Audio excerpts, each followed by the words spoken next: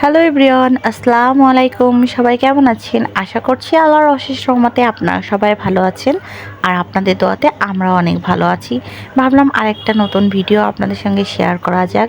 এত সুন্দর ক্যাপসিকাম দেখে মন আর হাত পা নিষ্পিস করছে, যদি আমিও একটু কাটতে পারতাম। এত সুন্দর কেন ক্যাপসিকামগুলো দেখতে।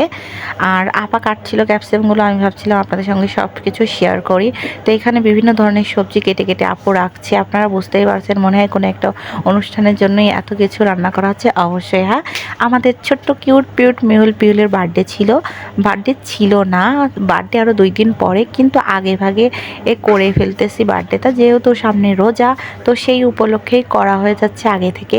রবিবারে রোজা আর শুক্রবারে মেহুল পিউলের বার্থডে আমরা করে রাখতেছি। আর বার্থডে যেদিন সেদিনই পহেলা রোজা, তাই কি করা হয়, বাচ্চারা যেহেতু ওদের মন খারাপ হবে যে ওদের জন্মদিন পালন করা হচ্ছে না, তাই হচ্ছে আগে ভাগেই সব করে রাখা হচ্ছে।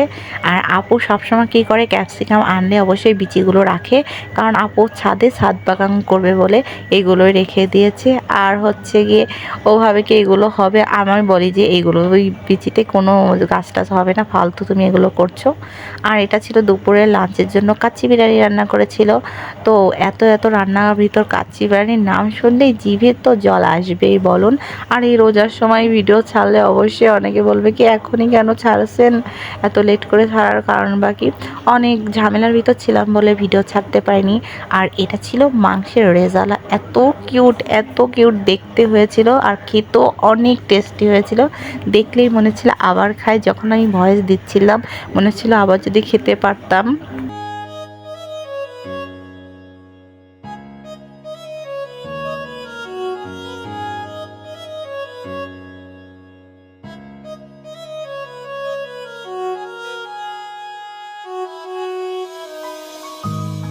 রান্নাবাড়া আর অত কিছু দেখালাম না, শুধু ফ্রাইড রাইসটা রান্না করছিল, সেটাই ভাবলাম আপনাদের সাথে শেয়ার করি। আর এই হচ্ছে ফ্রাইড রাইসের যে ভাত, ওটা আগের দিন রান্না করে রেখেছিলাম ফ্রিজে। আর সবাই জানেন যে এটা ফ্রিজে রেখে দিতে হয়, ভাতটা একটু হালকা সিদ্ধ করা অবস্থায় থাকে। আর এখানে ডিম ভাজতেছিল ফ্রাইড রাইসে দিবে বলে, আর এদিকে সবজি প্রায় রান্না শেষ।